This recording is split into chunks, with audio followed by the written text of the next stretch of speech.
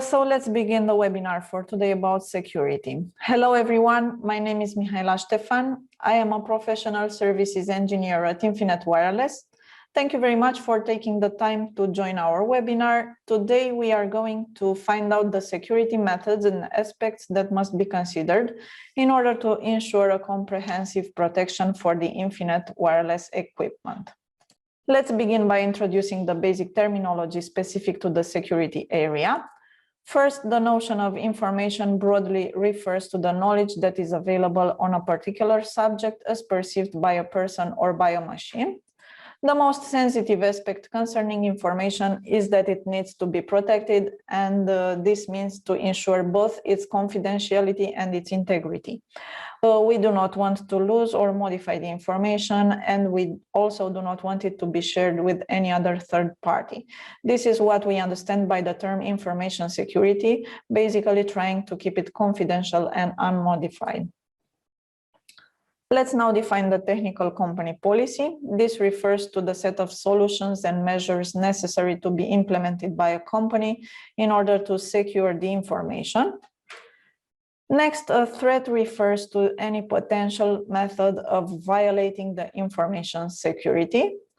The attack represents the attempt to realize a threat. Many types of attacks need to be taken into account for providing safety to the information, and we are going to cover those in detail during our webinar. Last, the attacker refers to a person or a group of people that initiate and perform the attack. Now that we became familiar with the terminology, let's move forward and introduce some typical scenarios. The measures for ensuring the information security are determined not only by the Infinet device's capabilities, but also by the scenario of their use. Our first scenario, represented in the picture, shows the basic connection between two network segments located in the same responsibility area. The devices are used as simple bridges, so the main information security tools are located at the boundaries of the left and right segments. The second usage of the Infinet devices is for connecting internal and external network segments that belong to different responsibility areas, as you can see in this other picture. The information security measures are implemented in this case on the radio device that is located at the border of the two segments. In the special case of connecting to the internet, a large number of risks are present because of the low security on the first device from the side of the internet connection. Let's now discuss the different types of security measures that should be taken into account when implementing a solid security policy. All of these measures must be fully described in the technical company's policy, but we will continue by providing a short description of the most important aspects. Let's begin with the physical security, which is the foundation of the information security and has a very high priority. A communication node consists of three main elements: the high-rise part, where the wireless devices are located, the cable route connecting the high-rise part with the equipment situated indoor, and the building holding the indoor equipment. We will use these terms during our discussion further on. The physical security consists of several components, and the first one is the site selection for the equipment installation. When choosing the installation location, one must follow the installation requirements and take into account scalability. Let's review some key aspects concerning the site selection. First, the access to the facility is an important factor affecting the recovery time in case of failure and also the equipment maintenance time. The access to the facility should be limited in time and allowed for white lists of employees only. Therefore, the access lists must be kept up to date all the time. Next, a dedicated room should be used for the points of connection to the infrastructure and for the data transmission equipment. The access to it should be restricted only to a group of qualified personnel. Another important aspect is to evaluate the available cable routing options at the location of the installation. A proper cabling and an easy access during the operational phase will reduce the downtime of the link. Next, the site must have a connection point with a stable power supply network, a backup line of electric power supply, or an uninterrupted power supply system can also be organized on site. Grounding is essential for a stable operation. It must be implemented for every component of the communication system, the high-rise part, the cable routing, and the indoor equipment as well.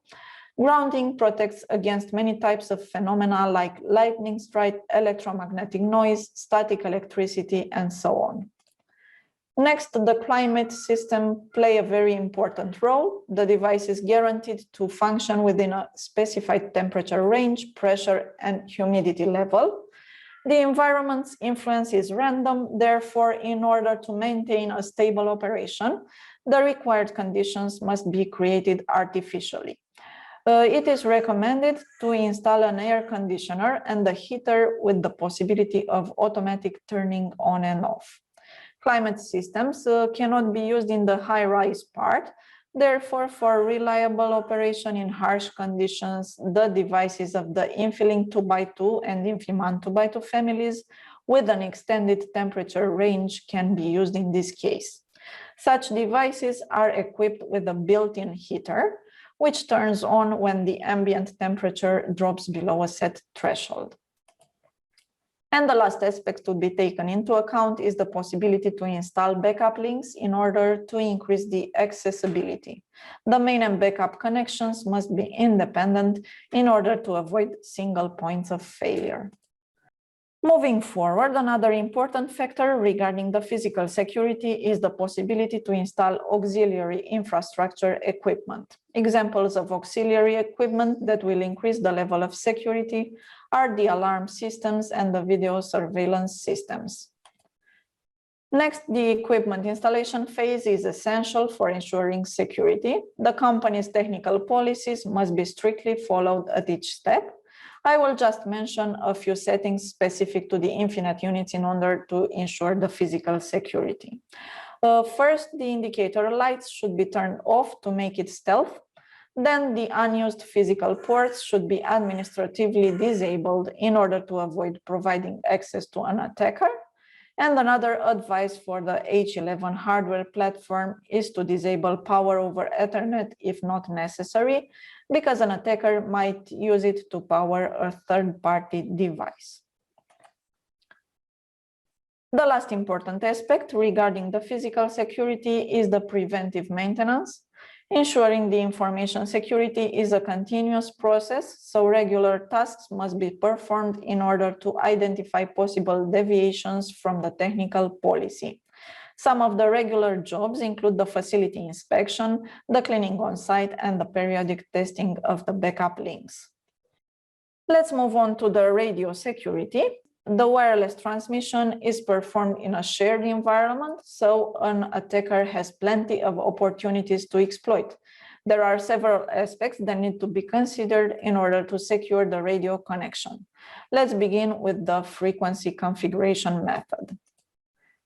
Third-party wireless systems operating on the same or on adjacent frequencies can affect the link. Interference is not a threat, but it will affect the quality of the transmission and even cause downtime.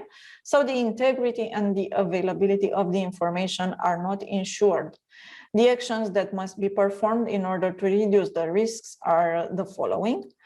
First, you must search for interference sources. The Infilink 2x2 and Infiman 2x2 families allow you to obtain the MAC addresses of the systems operating in the selected frequency channel using the radio scanner tool. Next, a manual spectrum scan should be performed as a preliminary radio survey of the territory in which the communication system will be deployed.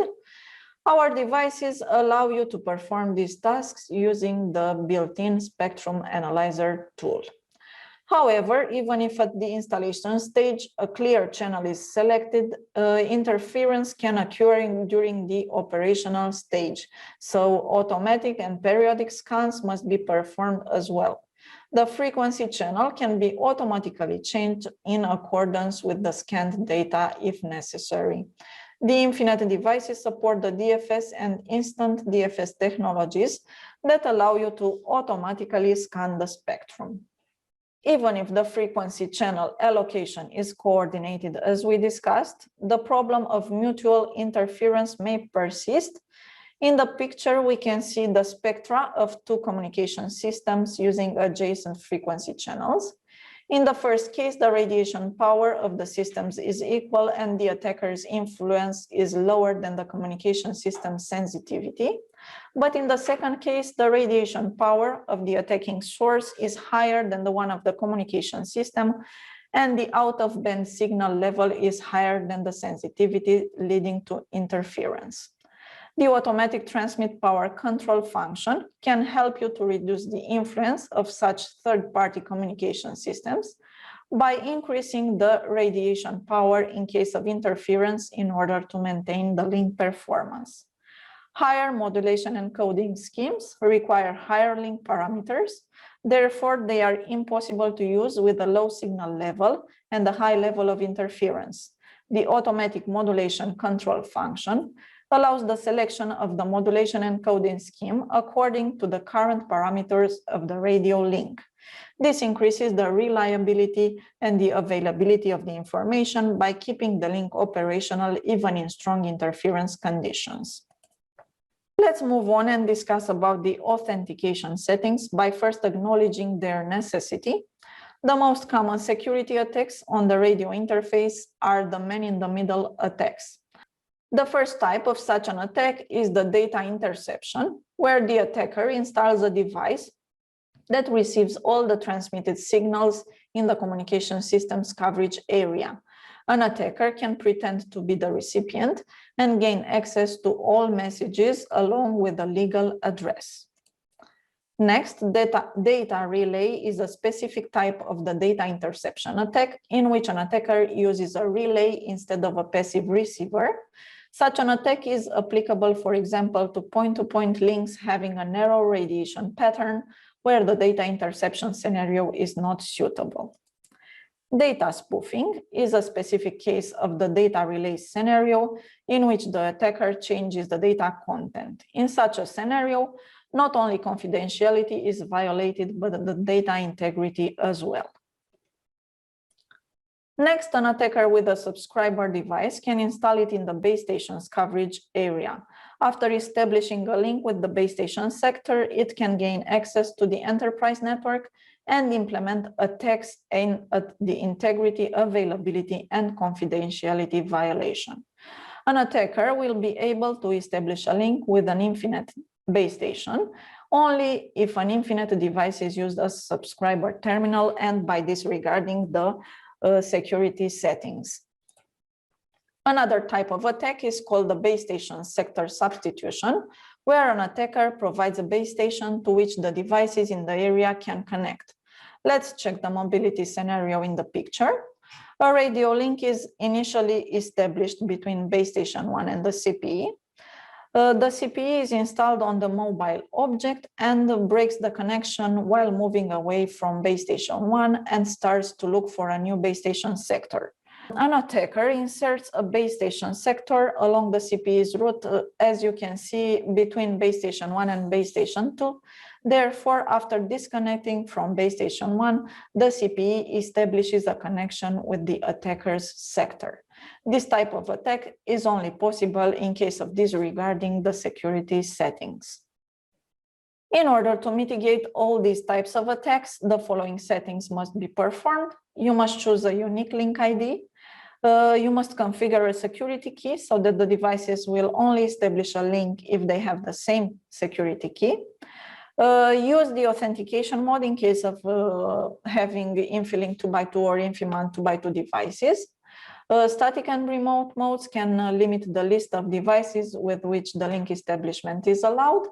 And the static mode allows to configure a list of MAC addresses of the devices with which a connection can be established, and this is called the whitelist. Next, configure the max links setting by setting it to the maximum allowed number of connected CPEs. It is recommended to use the value of the actual number of subscriber stations. Further, scrambling can be used. Scrambling is a reversible process of redistributing the data bits according to a given algorithm in order to equalize the frequency spectrum of the signal. Scrambling makes it difficult to decrypt the intercepted data, so it offers increased security. Next, the frequency range supported by the radio module can be deliberately limited using the frequency grid on all our Infinet devices. And in scenarios with mobile objects, the global option is used to connect a subscriber station only to the base station sectors that are connected to the network's core. This approach can be used to block the CPE connections to the base station sectors installed by any possible attackers. The technical details for all the discussed aspects can be found in our technical documentation, and we will provide the links for documentation. Let's now move forward and focus on the security threats caused by the unauthorized access to the device's management interface.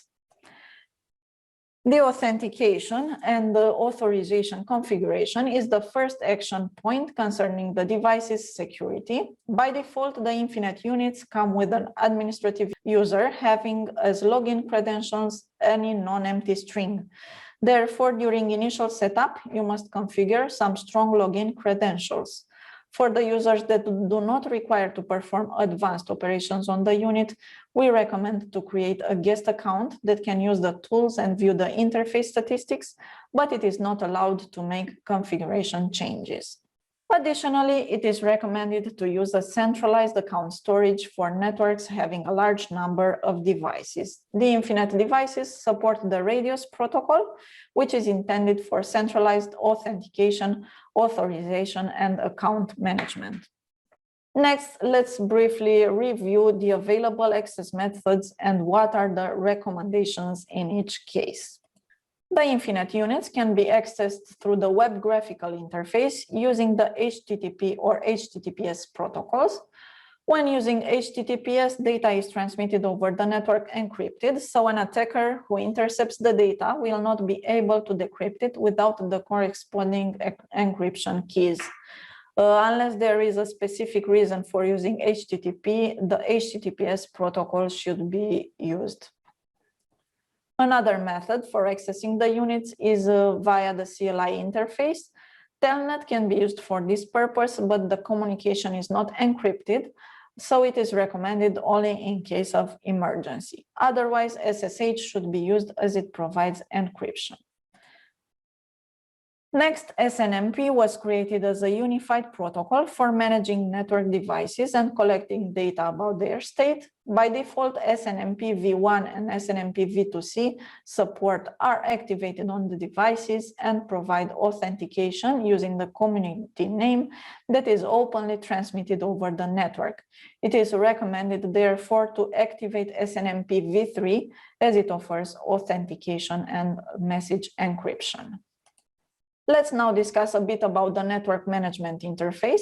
The management interface, which is used to access the device, is structured differently depending on a particular family of devices. For the Infilink 2x2, the Infiman 2x2, and the Evolution families, an IP address can be associated with virtual or physical interfaces, so various interfaces can act as a network management interface, for example, Ethernet or SVI, as you are familiar. For the Infilink XG, Infilink XG 1000 and Quanta 5 families, an internal virtual interface is allocated for the management, which can be associated with an IP address. In addition to the management interface selection, it is also possible to control the connectivity between the management interface and the other network interfaces. This mechanism allows to restrict the access to the device via wired or wireless interfaces, depending on the scenario. Let's check some practical setups to see how they work. In this picture, you can see how two internal network segments are connected through the Infinet wireless link. The access to the device's management interfaces should be provided to PC users from different network segments. The wireless devices are located on the internal network, do not directly contact the external network, and the management is allowed through both the wireless and the wired interfaces in all directions. In the next setup, the Infinet link provides connectivity between a local area network and the external network. In this case, only the PCs inside the local network should be able to perform management on the devices. The data transfer between the management interface and the slave's device wired interface should be disabled in order to accomplish this task. In the third scenario, the Infinet link connects a local area network with the internet. The management access should be granted only to a PC user connected to the local network segment. In addition, access may be granted to some PC users connected to the internet. In this case, incoming traffic filtering must be configured on border devices, as it is indicated in the picture. Now I will tell you a few words about the ERConsole utility. The ERConsole is used to restore the access to all the Infinet devices or to restore the factory settings. It can be used in case of performing errors in configuration that lead to the malfunction of the unit or to losing its management. To reset the Infinet device to the factory settings, a factory password is required, which is assigned to the company that purchased it. Therefore, if the device is stolen, for example, by an attacker, he will not be able to obtain the factory password from the technical support. Our next main concern is the data transmission. A good security practice is to split the physical infrastructure into multiple virtual local area networks using the VLAN technology. This method allows to limit the broadcast domains, and thus it reduces the impact of a broadcast storm. This will require traffic filtering based on VLAN IDs. Additionally, firewall filtering settings can be applied on the wireless devices to restrict the access on the devices. In addition to the user data, the devices route the service messages for a vast number of protocols. The security policy should take into account that any available service is a potential opportunity for an attacker. For example, DHCP attacks are very common. After the master-slave link has been established, the slave device sends a broadcast request to the network in order to receive the network settings from the DHCP server. The DHCP servers in the network will respond to this request. But if the response from the attacker server is received first, the slave device will assign to its network interface these wrong proposed settings. Therefore, an attacker can set his device as the default gateway and gain access to the traffic transmitted by the slave device. This discussion was about DHCP, just to offer an example. But every protocol has its specific types of attacks. What is important to remember is that the Infinet units allow strong security settings that you can use in order to mitigate these types of attacks. The infrastructure security is an important aspect concerning the information security. A network should have functionalities such as logging, monitoring, and technical record keeping. A monitoring system is required for centralized device management. This way, the personnel of the company will timely receive updates and alerts about the status of the devices. This reduces the response time in case of failures or attacks, and thereby minimizes the consequences as well.